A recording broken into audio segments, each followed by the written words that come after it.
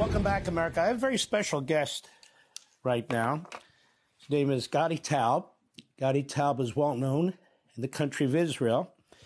He is an Israeli historian. He is a senior lecturer at Hebrew University in Jerusalem. He's also a commentator from time to time on my favorite channel in Israel, Channel 14.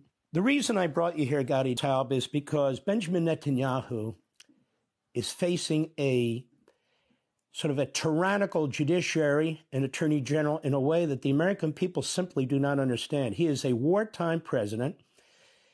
He's been a fabulous wartime president for the people of Israel. He works very closely with our president, Donald Trump, who went through all this lawfare stuff where his opponents tried to stop him, imprison him, bankrupt him, and so forth and so on. There's a real parallel going on here between what's happening right now to the Prime Minister of Israel and what happened to our president. Would you like to explain that a little bit, please?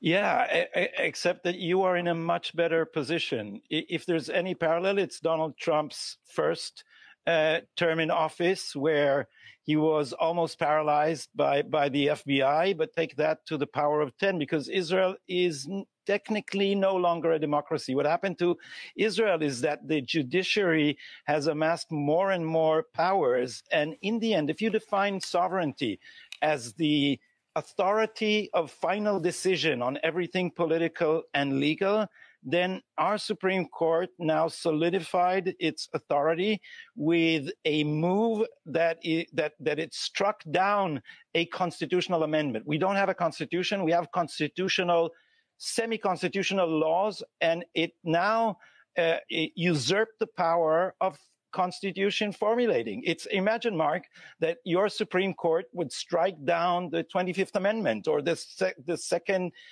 article of the Constitution. It's hard to explain to people outside Israel the Alice in Wonderland legal surrealism in which we live. So they could not defeat the left could not defeat Benjamin Netanyahu in the polls repeatedly. And when he reached his fourth term, that's 10 years ago, 2015, the press was clamoring for prosecution.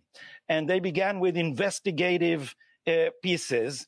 And you know, in Israel, just like in America, there's a symbiosis between law enforcement and the press, in a way that the press is no longer the watchdog of democracy. It is the attack dog of law enforcement.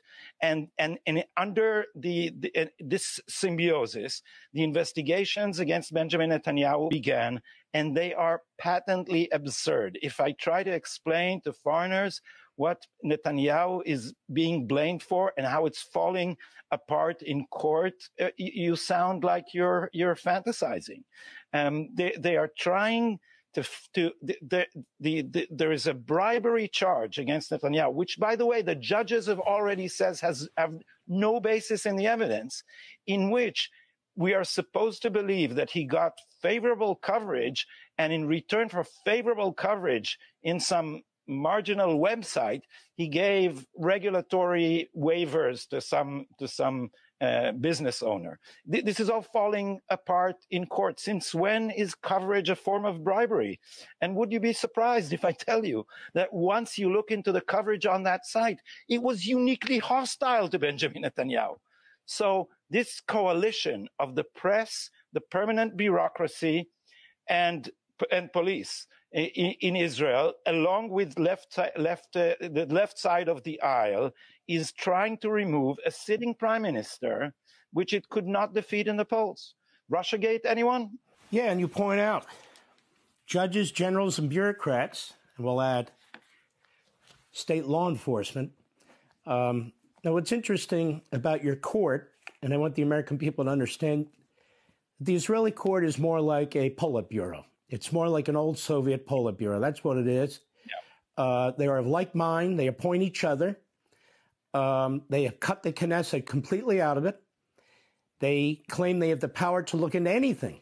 Anybody off the street can file a complaint, even though they don't have standing, and the court has said, well, we're allowed to look at that. So they get tens of thousands of petitions a year, and they sit there like this Politburo on high above the society of Israel, and they just say, you know what, we're going to decide if the military can do this. You know what, we're going to decide if the Orthodox Jews can do this. You know what, we're going to decide if the street sweeper has to wear a hat, doesn't have to wear a hat. Any aspect in the civil society, big, small, or in between. It doesn't matter what the Knesset has to say. It doesn't matter what the government, which is a coalition of a bunch of parties, has to say.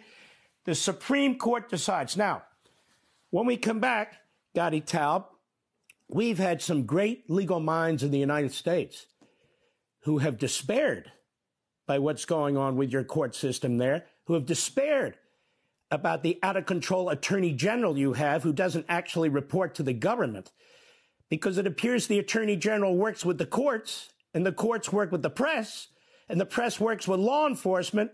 My God.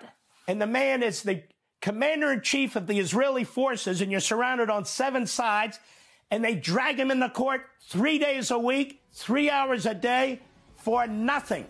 Welcome back, America. We're here with Gadi Taub. Really smart guy, Israeli historian. He's senior lecturer at Hebrew University of Jerusalem. He appears from time to time on Israel's Channel 14. Gadi Taub, just so the American people understand, we have lower courts that were created by Congress under our Judiciary Acts. Our Supreme Court is created by our Constitution. The amendment process can come out of 2 places, the states or the Congress. All of them have come out of Congress.